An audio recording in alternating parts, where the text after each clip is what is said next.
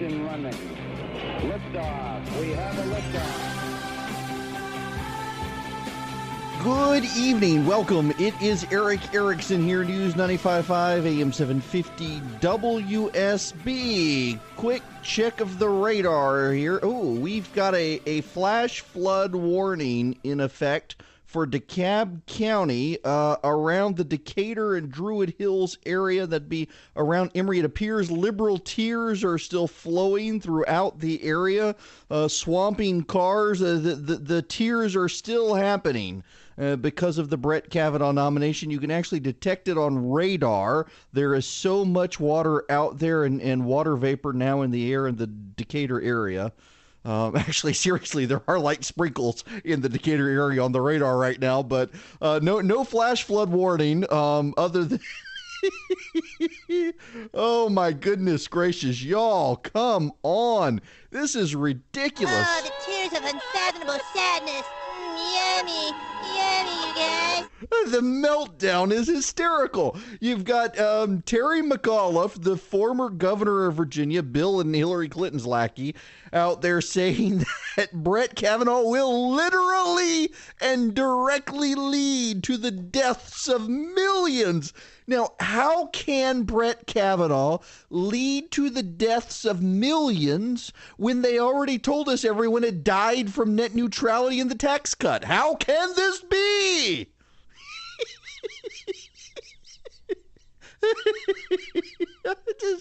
Y'all, it's insane. The level of... Listen. Trading Anthony Kennedy for Brett Kavanaugh is like, at the court, is like trading broccoli for broccolini at the dinner table, or chicken for turkey, or tofu for air.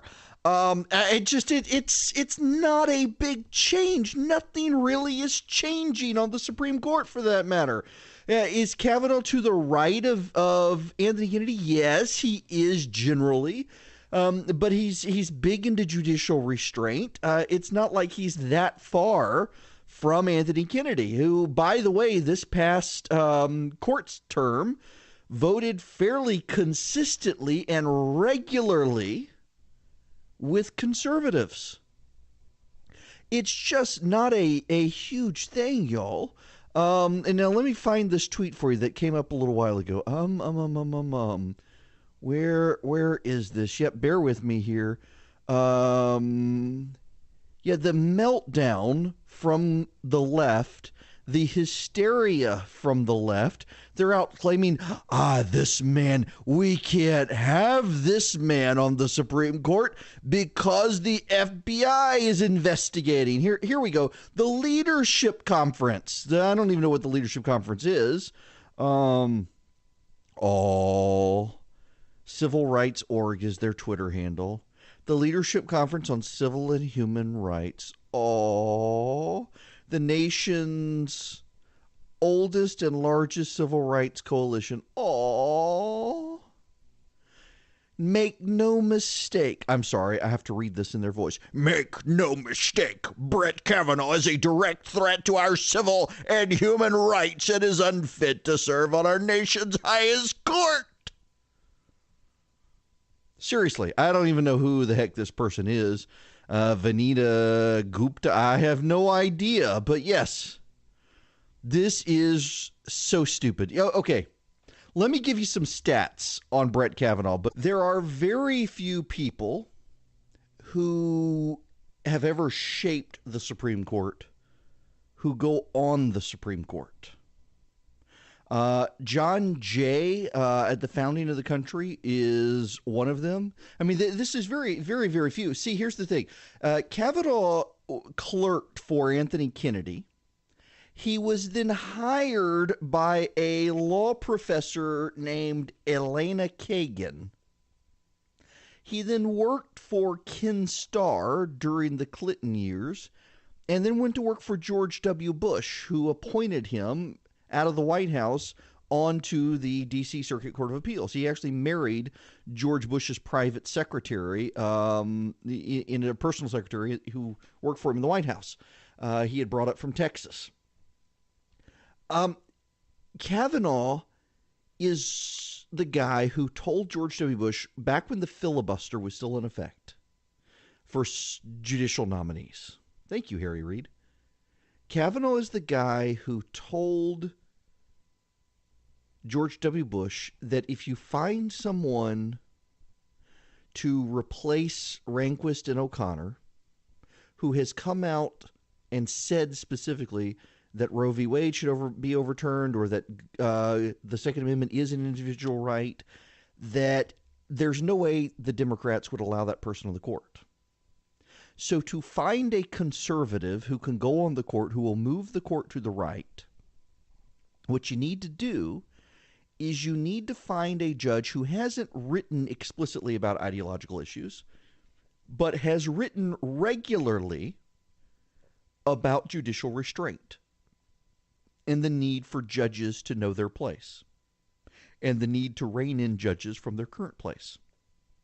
So the White House took this under advisement, and the president asked his people to go out and find all the circuit court judges who had written extensively on the third branch of government had gotten too big and needed to be reined in. And two names came back, a guy named John Roberts and a guy named Sam Alito. Now, you may be upset with John Roberts for his Obamacare decision, but that came years after he was put on the bench. His record is still very much to the right. Sam Alito is definitely to the right of Sandra Day O'Connor. If anything, Roberts is slightly to the right of Rehnquist, but not much, but he's still conservative, even if we don't like his Obamacare decision and a couple others. But there are some areas where he's actually better than Scalia. And one is the administrative state and the out-of-control federal bureaucracy. Another is judicial restraint. John Roberts has passionately argued that the federal judiciary has gotten too powerful and must restrain itself. So is Sam Alito. And Kavanaugh is the guy who advised George W. Bush to find judges like that. He never said, go get your Roberts, to go get Alito, but he did say, go get guys who have advocated for reining in the federal judiciary. And that's what Bush did. But then there's something else. In Kavanaugh's time on the U.S. Circuit Court of Appeals for the District of Columbia, he has authored 300 opinions. 11 of those have been adopted by the Supreme Court. 11 of Kavanaugh's opinions. And what I mean by that is the Supreme Court has directly cited Kavanaugh's decisions or opinions, whether in the dissent or in the majority on the Court of Appeals, oftentimes in dissent. When the Supreme Court was reversing the Court of Appeals decision, they have cited Kavanaugh's reasoning and made it their own. One of those, by the way, was on the second revisiting of Heller, the gun rights case. But several of those were in reining in the EPA and the administrative state. Y'all, listen, you don't have to be a lawyer to appreciate this. It is a very rare thing for the 9 members of the Supreme Court to look down at a judge on a lower court and say, what that guy said, that's what we want. It's rare for the Supreme Court to, by name, point to a judge in the lower bench and say, this guy's legal reasoning we adopt as our own. It just doesn't happen. It has happened with Brett Kavanaugh 11 times. And it's not just the conservatives who have done it. It's the liberals, too. Elena Kagan loves the guy's logic in a number of cases. Scalia and Thomas have cited Brett Kavanaugh more often in the last dozen years than they have anyone else by name and adopted his reasoning. Clarence Thomas has adopted Kavanaugh's reasoning on a host of issues related to the administrative state. Scalia has when it comes to the Second Amendment. He has when it comes to the Fourth and Fifth Amendments. He has when it comes to free speech. Roberts has done so. This guy, whether you like him or not, whether you think that he's not conservative enough or too conservative, you can't say this guy is unqualified when 11 times in the last dozen years, members of the Supreme Court on the left and the right have adopted his line of reasoning and called him out for it in praise of him from their opinions. That just doesn't happen from the Supreme Court. So what I'm getting at is the hysteria from the left. If Brett Kavanaugh was replacing Kagan, Sotomayor, Breyer, or Ginsburg, I'd disagree with it, but I'd get okay. You see the court dramatically shifting to the right. It's not really shifting that far to the right. replace Anthony Kennedy. And yet you would think the end of the world is coming for these people. We're all going to die, according to them. Literally, they say. Literally, we're going to die because of this guy. It is over-the-top nonsense. And a reminder of how unhinged so much of the left has come in their political rhetoric. Let me take a quick time out to thank this week's sponsor, ExpressVPN. Now, you may not need a VPN. I do for my work, and I've been trying to find a good one that isn't going to break the bank, and it's sometimes very difficult and it's hard to set up. For those of you who don't know what a VPN is, a virtual private network, it lets you privately and securely use the internet at fast speeds without being tracked by anyone. Oftentimes, you have companies that require you to have a VPN into their system, and sometimes you need them so you can't be tracked. With all the news coming out about data hacks and breaches, it's hard for me not to be worried about my digital privacy. No matter what you do online, your mobile carrier, internet service providers, they're tracking you. Doesn't matter what your cable company is or your phone company, wherever you're getting your internet from, you're probably being tracked.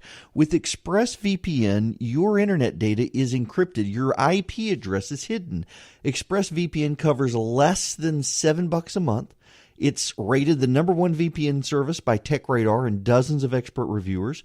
It has easy-to-use apps that run seamlessly in the background of your computer, your phone, your tablet. Yes, you can use them on your phone and tablet. If you're on unsecure Wi-Fi and you want to keep hackers and spies from seeing your data, ExpressVPN is for you. Now, to take back your internet privacy today, to find out how you can get 3 free months, go to expressvpn.com/Erick. That's expressvpn.com/Erick for 3 months free with a 1-year package. Every day you use the internet without ExpressVPN, you're putting sensitive information at risk, so don't put this off. Protect your online data with ExpressVPN today. Visit expressvpn.com/Erick to learn more.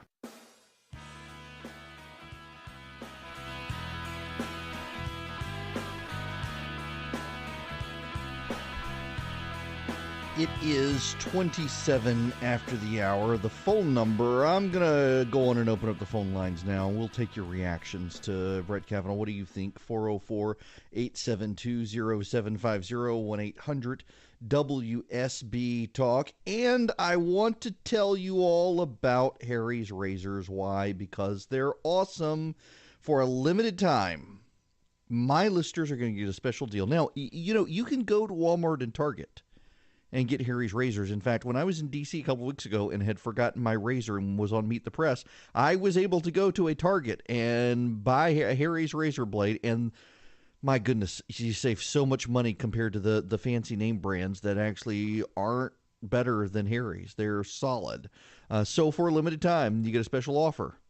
New customers get $5 off a shave set from Harry's with code Erickson, my last name, ERICKSON, at harrys.com. Now, that means you get a starter set.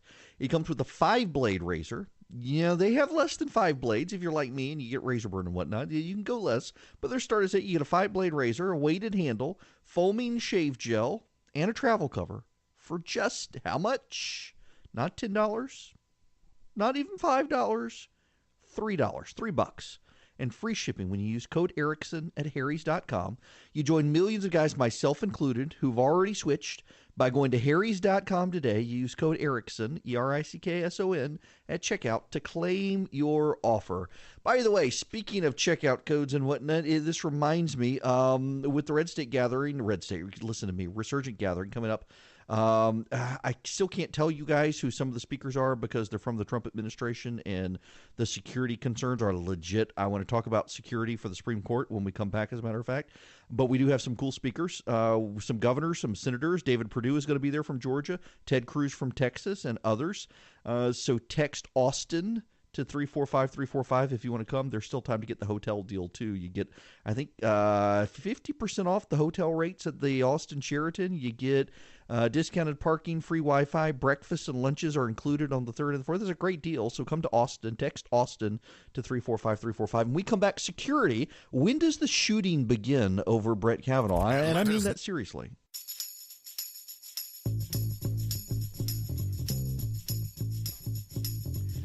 It is 39 after the hour. I am Erick Erickson, and I'm happy to take your phone calls about Brett Kavanaugh. What you think about this appointment? The phone number, 404-872-0750, 1-800-WSB-TALK. I'm going to go first tonight to Nick incoming, if I can actually get this phone line to connect. Nick, there you go. How are you? Hi there. What you think? Well, I was thinking about what Terry McAuliffe said about millions of lives to be threatened if Brett Kavanaugh gets confirmed. And I was wondering, is this on top of the 93 million Americans that die every day from gun violence? Yes, it is, as a matter of fact. Did you say 93 million? Yes, Terry McAuliffe once said 93. It was shortly after the... Oh, that's right. Yes, I forgot that. 93 million. Yeah. Well, listen, Nick, I don't know if you know this or not, but you're actually dead. The tax cuts killed you. Oh, that's too bad. Yeah, I was killed by net neutrality. I believe you got killed by the tax cuts. Yeah. Okay. Yep. Fascinating how that works. Yep. Any Americans left alive? Apparently, have you seen Infinity Wars, Nick? No, I think if Terry McAuliffe's right, No. It's the movie, The Avengers Infinity War. I haven't got to see it yet. Okay, well, apparently Brett Kavanaugh is Thanos because he snaps his finger and half the population immediately is rendered to ash. Well, the Baphomet said that Ruth Bader Ginsburg is being sealed in carbonite until the next session starts. Yeah, I saw that. Yes. Thanks very much for the phone call. Yeah, the Babylon Bee, the Christian humor site, he says they've sealed Ruth Bader Ginsburg in carbonite and they photoshopped the image of Han Solo and it's got Ruth Bader Ginsburg's head. Yes. Yeah, I mean, y'all, let's see. According to the left, millions of Americans died because of net neutrality. Millions of Americans died because they attempted the health care repeal. Millions of Americans died because of the tax cuts. Millions of Americans died because of Neil Gorsuch. And, you know, it is really funny that the left went from a week ago screaming about separating children from their parents to this week now screaming about they're not going to be able to separate children from their mothers in utero. It just... The logic of the left is the logic of an insane asylum, and that is the thing you need to understand. Now, back to the phone as we go. Uh-oh. I can't see your name, so you have to tell me your name. If you're talking to me, it's Jim. I'm talking to you, Jim. Welcome. Well, fantastic. I've just got to point out that if you're a so-called journalist or reporter, which doesn't exist anymore because they're activists and propagandists, but if, in fact, you have that label behind your name on your business card, then the first thing out of your mouth should be accuracy. And accuracy is pointing out that the people outside the Supreme Court were protesting, and they didn't even know who was going to be nominated. They had signs for all the potential picks. Yes. And so if, in fact, you say, hey, I'm a reporter, I'm credible, which they're not, then how can they sit there and get on TV or radio and have anything to say because they're totally corrupt? Listen, there's a great example of this. The NBC Capitol Hill correspondent actually tweeted a series of things this morning that I'm trying to actually find the piece so you can – I want to give you her name because I do believe that this person should be shamed for what they did. It's NBC's Capitol Hill reporter, Leanne Caldwell, and she tweeted that the President of the United States had collaborated with Justice Kennedy, who said he would resign or retire if Brett Kavanaugh was the replacement. Got that? Kennedy said he would give Trump a legacy win and retire only if Kavanaugh was the pick. According to a source. She then later in the day deleted all this when it was pointed out this story's complete BS. And the source who told her wasn't even in the room, and she admitted that to begin with. But yet she's pushing this out on social media. It got tens of thousands of retweets on Twitter, and her correction only got 53. It's just par for the course these days. To the phones we go. Kurt in Sugar Hill, you're next. Welcome. Hey, how's it going? Good. How are you? I'm doing good. I got a question for you. So Ruth Bader Ginsburg is, 94 years old? Yes, by the way, I like Ruth Gator Ginsburg. Yeah. What happens, because, she's getting up there. What happens if she becomes incapacitated? Well, then suddenly you have a 5-3 conservative majority on the court. There's no way to actually get rid of a member of the Supreme Court short of impeachment. Okay, so you can impeach them. Yes, you can impeach. Because my concern is that they'll leave her plugged in until 2024 whenever they have a hope at another pick. Well, listen, I mean, apparently Elon Musk is switching her over to solar power soon. So, I mean, they could, as long as the sun is shining, keep her going for a while now. There ain't enough sunlight in the Sahara to keep that lady alive. Yeah, thank you very much, Kurt. Thank you. She's the oldest member of the court, and a lot of people on the left are really angry that she did not retire when the Democrats controlled everything. They genuinely do blame her. There's an underlying, despite the notorious RBG fandom that she has, there's among liberal legal circles, there's a lot of resentment that she didn't retire when she had the opportunity because she's so old. And there's no, if she, I mean, God forbid, and I really do mean this, I don't wish ill on the woman. I do wish she would retire. But if she had a stroke and was incapacitated, there's no way to remove her from the Supreme Court. She could still occupy a seat even though she couldn't show up for work. And the only way to remove her would be impeachment. And the Democrats would rather have an incapacitated person keeping that seat, holding that seat until a Democrat can get in the White House, than surrender it to Republicans. That's where we're at these days, and that would probably happen. But there's polling out that actually suggests that the Democrats are in danger of losing more seats in the Senate. I'll tell you about that when we come back.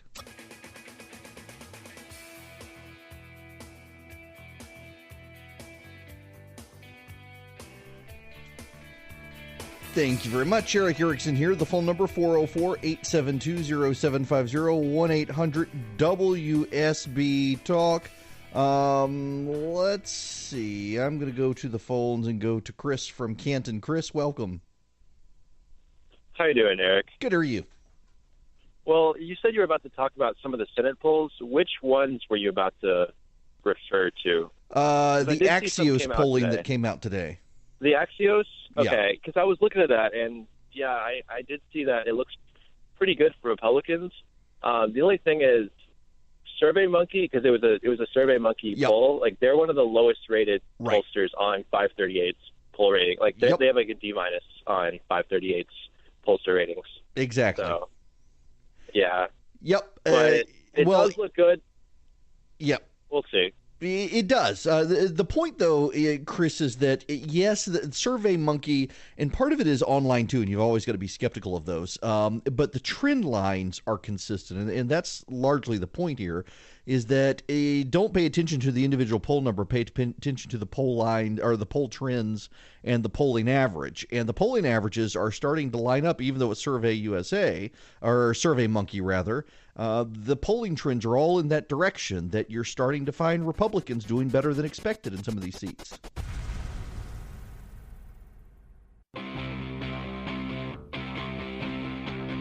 Three, two, one, zero. All engine running. Liftoff. We have a liftoff. It's 8 after the hour. I am Erick Erickson. This is WSB. The phone number 404-872-0750, 1-800-WSB-TALK. Before I go any further with this program, and I have news for you, but first I want to take Brian from Winder, who's been waiting patiently. Welcome, Brian. Yes, sir. How are you? I'm good. How about yourself? Good. I was hoping you could clarify something I've heard the last week or so leading up to the announcement. That you're going to die? Probably something along those lines. But I actually found it interesting on a couple of the not-so-conservative talk shows and roundtables. I've heard the same thing repeated, but they've never clarified that though they agree with the outcome, one of the reasons they're worried about who might be picked was that constitutionally and legally, Roe v. Wade is bad law. They like what it means for them, but they're worried about what it means on paper. And I was hoping you could maybe clarify what they meant by that? Yes. That's actually a really good question. Thanks for that. Ruth Bader Ginsburg has actually put it better than anyone else. Ruth Bader Ginsburg said, to understand, Roe versus Wade was based on a privacy right found in the Bill of Rights, found in the Bill of Rights that was described as, in Griswold, as interpreted from one of the amendments. It wasn't there per se. It was there, let me find the exact language. Yes, the Sixth Amendment, the right of the people to be secure in their persons, houses, papers, and effects against unreasonable searches and seizures shall not be violated, and no warrant shall be issued, but upon probable cause, support by oath, and then Article the 7th, no person shall be held to answer for a capital or otherwise infamous crime unless present on an indictment by a grand jury, blah, blah, blah, blah, blah. And then you've got the Ninth Amendment, or in the Ninth Amendment says in suits at common law where, oh, wait, that's the wrong one. It is, yes, I'm sorry. So to clarify, the original Bill of Rights, 10 amendments, there were 12 of them in the package.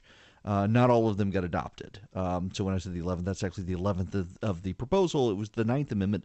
The enumeration in the Constitution of certain rights shall not be construed to deny or disparage others retained by the people. There's a presumption that there are rights that are not specifically outlined in the Bill of Rights. And one of those rights goes back to the prior rights, and that is that you have a right to privacy. That right to privacy, they decided under Griswold, is the Fourth Amendment, the right of the people to be secure in their homes, houses, papers, and effects against unreasonable searches and seizures shall not be violated, and no warrant shall be issued. So, what does all this mean? I'm complicating it because I'm reading off the original text and not the actual as adopted, getting my numbers wrong. What it actually means is that they decided there's a privacy right in the Constitution, that you take the Ninth Amendment, that there are enumerations not in the Constitution, and then you take the Fourth Amendment, that the right of the people are to be secure in their persons, combine them together, and boom, you've got a right to privacy under the Constitution, according to Griswold v. Connecticut. So what the Supreme Court in Roe versus Wade did is they said, so you got this privacy right we determined is there that no one knew they had until we determined it a few years ago in Griswold. And we're going to say that because of that privacy right, if you're pregnant, you have the private right to do what you want with the child in your stomach if you're a woman, so long as that child isn't viable outside the womb. In other words, you can kill your kid if the kid couldn't survive out of the womb for any length of time, and that has actually allowed, that logic has allowed people to restrict further and further the time by which you can have an abortion, because as science has advanced, it's a child born at 22 weeks can typically live outside the womb under special care.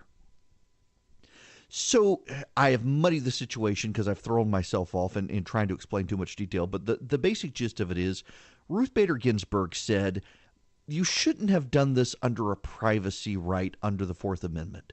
What you should have done this under is the enumerations in the Constitution of certain rights shall not be construed to deny or disparage others retained by the people. That is, you should not, there is a right to your body. There is a right to yourself.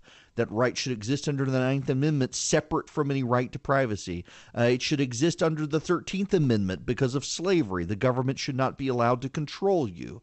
And had you placed the right there, it would have been much harder intellectually for conservatives to argue about handing this off to the states than arguing for it under the Fourth Amendment combined with the Ninth Amendment, as Roe versus Wade did.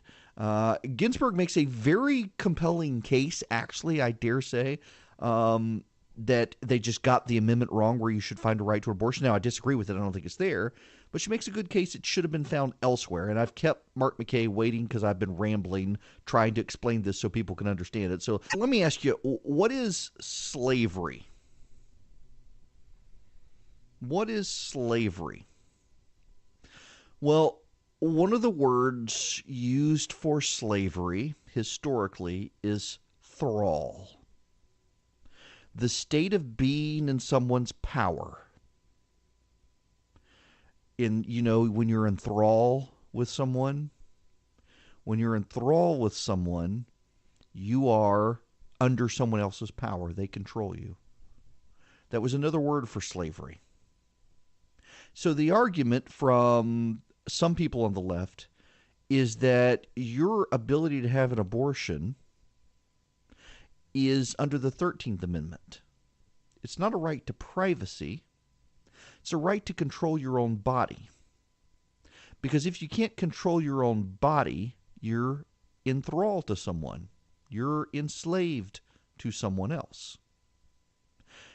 That was kind of the intellectual argument, that Roe versus Wade, the right to an abortion, they support that right to an abortion, but it was defined by the men who wrote Roe versus Wade in the wrong part of the Constitution. They should have put it in another part of the Constitution, because they didn't. They made it easier to curtail. That's the argument, and I'm sorry I muddied the water for you, trying to be overly complex. It was a good question, though. That's Ruth Bader Ginsburg's argument, and I do think it's worth noting that she has said, and she said it more than once, that in fact Roe versus Wade was a terribly decided case. She supports the right to have an abortion, the right to kill your kids. She believes that that is a right, but she believes that the men who wrote Roe versus Wade grounded that right in the wrong part of the Constitution, thereby making it easier to be gotten rid of, and thereby making it easier to fail to build an intellectual case against it. That was her point, and that's the point of others. So they want it, they just want it founded somewhere else in the Constitution. Now, what will happen if Roe v. Wade is gotten rid of? Well, nothing. You'll still have abortion across the country. It just won't be under federal control, and states will have to pass laws to prohibit abortion. And there will be judges in states who say, no, under our Constitution, the right to abortion exists. Under the federal Constitution, it may not, but under ours it will. So nothing's really going to change. If the Supreme Court came out tomorrow and issued an opinion and said Roe v. Wade is overruled, nothing would change. Nothing would actually change, believe it or not. Now, I know that left-wing hysterics tell you that, yes, everything would change, but actually nothing would change, because then states would have to go ban abortion. And good luck getting a majority of Republicans in the Georgia legislature to ban abortion. I mean, they tell you that they will, but they tell you that they will because they have the luxury of Roe versus Wade to hide behind, knowing that they can't. If they were actually enabled to ban abortion in Georgia, Republicans in the state legislature would not do it, because Hollywood and corporate interests would come calling and saying, we're going to boycott the state. And Republicans in Georgia, if anything, love money more than they love their voters. And they will not turn down money from Hollywood studios and corporate interests threatening boycotts. They will turn down the voters of the state instead. So nothing would change if Roe v. Wade were thrown out tomorrow by the Supreme Court. It's all a bunch of left-wing hysteria designed to fundraise and scare Democratic voters who don't know any better into voting. Let me take a quick time out to thank this week's sponsor, ExpressVPN. Now, you may not need a VPN. I do for my work, and I've been trying to find a good one that isn't going to break the bank, and it's sometimes very difficult and it's hard to set up. For those of you who don't know what a VPN is, a virtual private network, it lets you privately and securely use the internet at fast speeds without being tracked by anyone. Oftentimes, you have companies that require you to have a VPN into their system, and sometimes you need them so you can't be tracked. With all the news coming out about data hacks and breaches, it's hard for me not to be worried about my digital privacy. No matter what you do online, your mobile carrier, internet service providers, they're tracking you. Doesn't matter what your cable company is or your phone company, wherever you're getting your internet from, you're probably being tracked. With ExpressVPN, your internet data is encrypted. Your IP address is hidden. ExpressVPN covers less than $7 a month. It's rated the #1 VPN service by TechRadar and dozens of expert reviewers. It has easy-to-use apps that run seamlessly in the background of your computer, your phone, your tablet. Yes, you can use them on your phone and tablet. If you're on unsecure Wi-Fi and you want to keep hackers and spies from seeing your data, ExpressVPN is for you. Now, to take back your internet privacy today, to find out how you can get 3 free months, go to expressvpn.com/Erick. That's EXPRESSVPN.com/Erick for 3 months free with a 1-year package. Every day you use the internet without ExpressVPN, you're putting sensitive information at risk. So don't put this off. Protect your online data with ExpressVPN today. Visit expressvpn.com/Erick to learn more.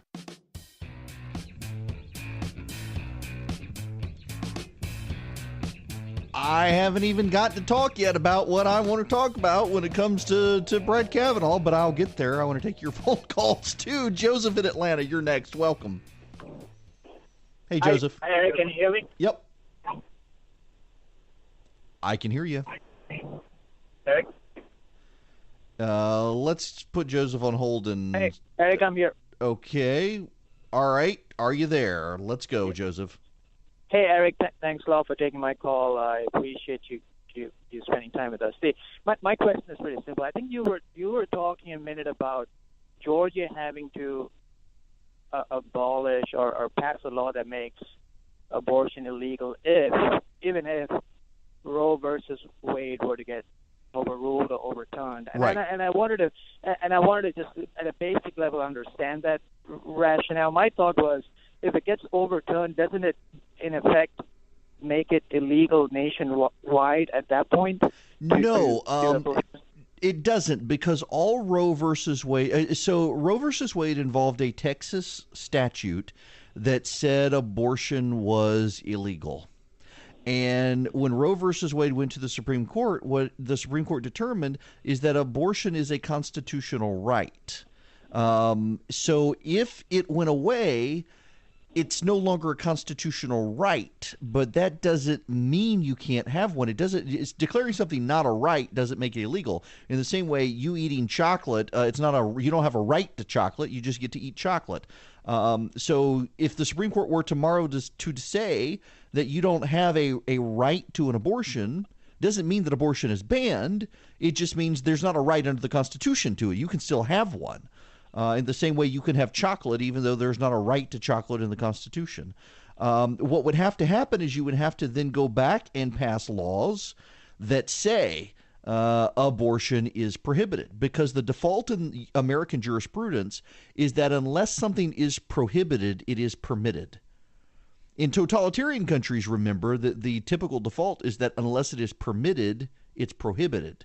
In American jurisprudence, the rule is that if something is not expressly prohibited, it is permitted.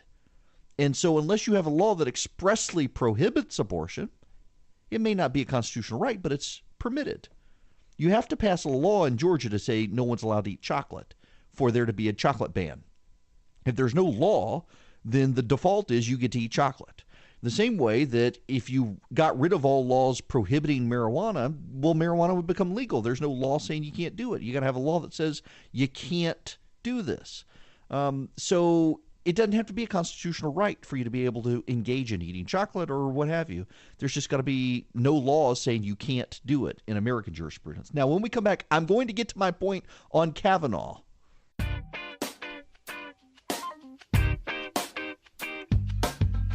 I'm going to stop yielding to callers and take back my microphone to make a point on Brett Kavanaugh. And one of the areas where Antonin Scalia had a blind spot and I think got it wrong. In fact, most conservatives think that Scalia was on the wrong side here. You need to understand this because you're going to hear a lot about this. There is a case, a Supreme Court case from 1984. I had to learn it in stat law in law school. It's called Chevron. Chevron USA versus the National Resources Defense Council. And it is about the power of regulatory agencies to pass regulations when Congress has been nebulous on the law. Let me read you the key passage from Chevron. If the intent of Congress is clear, that is the end of the matter. For the court as well as the agency must give effect to the unambiguously expressed intent of Congress. If, however, the court determines Congress has not directly addressed the precise question at issue, the court does not simply impose its own constructions on the statute.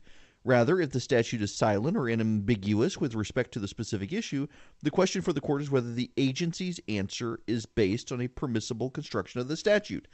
In other words, if an agency is regulating because Congress says do this, and Congress hasn't been specific, then courts can't give their interpretation to what Congress said. Courts give deference to the regulators who are the experts. The problem here is that who decides which regulators get to regulate? Now, Scalia and the liberals on the Supreme Court decided that the executive branch gets to regulate. If Congress gives the power to the executive branch to regulate, the executive branch regulates. But John Roberts and Sam Alito, and to a degree Thomas, although not in the key case, he went with Scalia on this one, Neil Gorsuch, they all take the position that it's not enough to say that the executive branch regulates. Let me read you Roberts' argument. The framers did divide government power in the manner the court describes for the purpose of safeguarding liberty, and yet the citizen confronting thousands of pages of regulations promulgated by an agency directed by Congress to regulate, say in the public interest, can perhaps be excused for thinking that it is the agency really doing the legislating. And with hundreds of federal agencies poking into every nook and cranny of daily life, the citizen might also understandably question whether presidential oversight, a critical part of the Constitution, is always an effective safeguard against agency overreach. It is against this background that we consider whether the authority of administrative agencies should be augmented even further to include not only broad power to give definitive answers to questions left to them by Congress, but also the same power to decide when Congress is given that power. In other words, if Congress gives the executive branch of government the power to regulate, it's not enough to just give the executive branch the power, because you got the EPA, you got the SEC, you got the IRS, you got all these administrative agencies. So the question should be, which agency gets to promulgate the rules? And the big government answer, the answer Scalia went with, was just whichever ones, as long as the executive branch has the power to do this. And most conservatives, John Roberts and Sam Alito and Brett Kavanaugh, have said that's not good enough. You shouldn't have the Securities and Exchange Commission writing environmental regulations, and you shouldn't have the EPA writing accounting standards. The big government answer would be, hey, they're both within the executive branch, let them do it. As long as Congress has said the executive branch gets to do this thing. Brett Kavanaugh has routinely, in his 12 years on the D.C. Court of Appeals, said, no, this is wrong.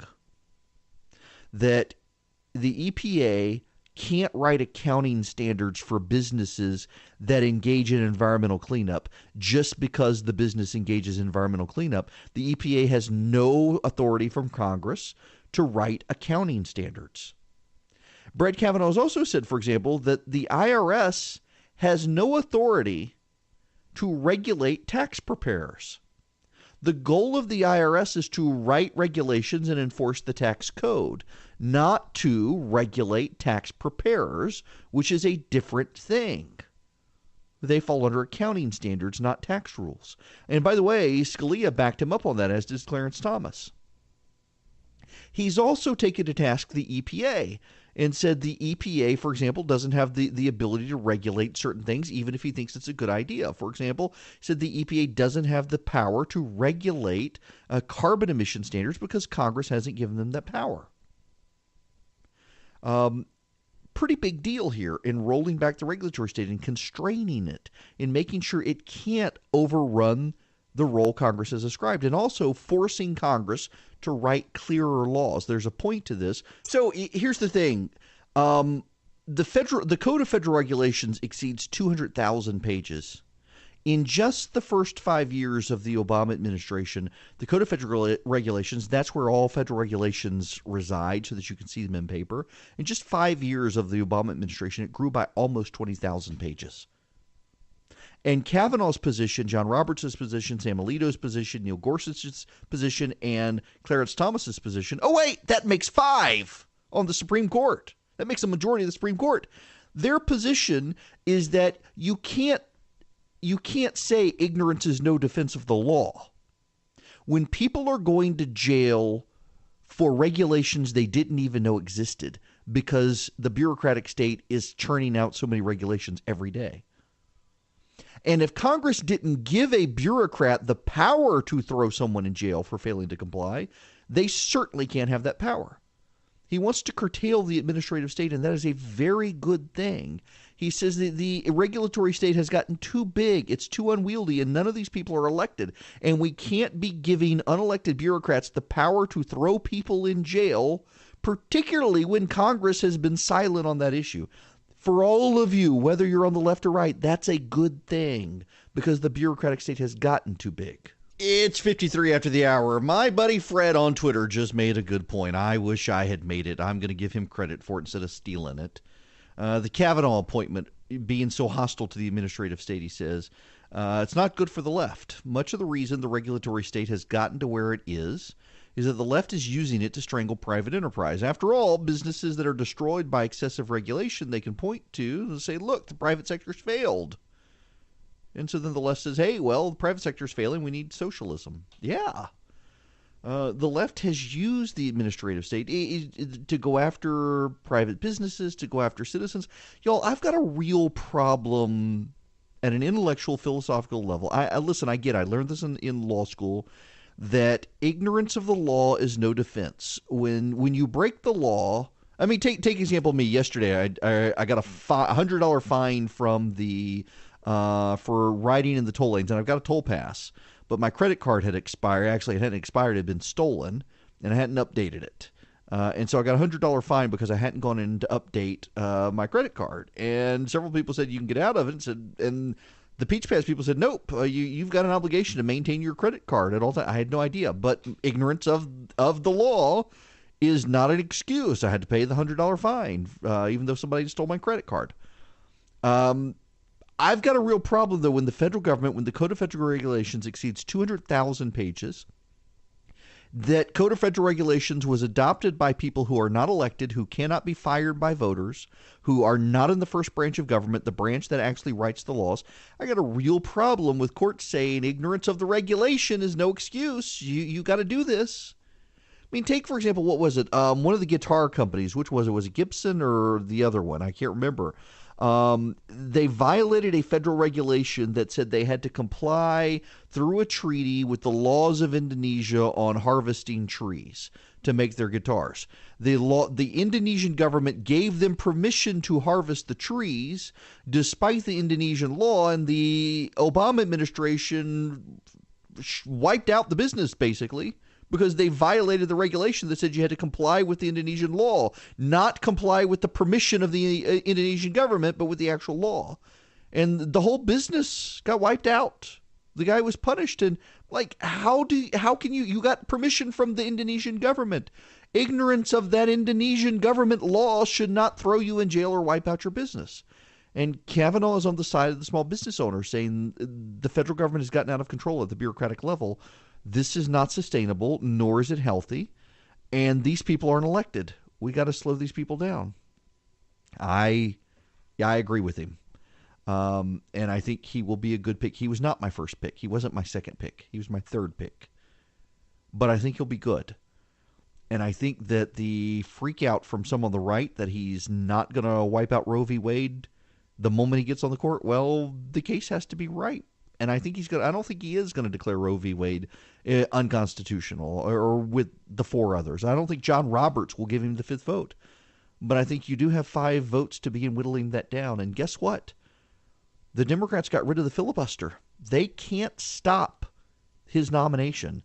Murkowski and Collins aren't going to vote against this guy. All of this that you're seeing right now, all of the hysteria, all of the outrage, it's kabuki theater. The outcome is already known. This man will be on the United States Supreme Court, barring some senator getting shot who a Democratic governor replaces him with a Democrat. This is going to happen. I expect the left to get violent.